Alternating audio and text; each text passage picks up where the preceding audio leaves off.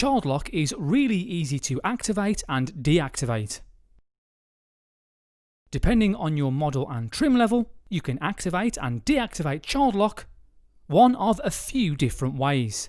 One way is by using your key to turn the lever in the rear door edges.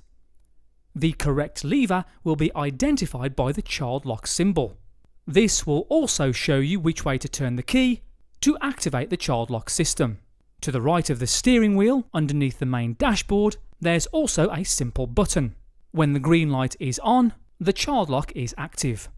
Depending upon trim level and model, you may also have the option to activate and deactivate child lock via vehicle settings found via the touchscreen. You can also stop passengers in the rear of the car, activating the rear windows by pressing this button located on the driver's door. Always test child lock activation when the car is stationary.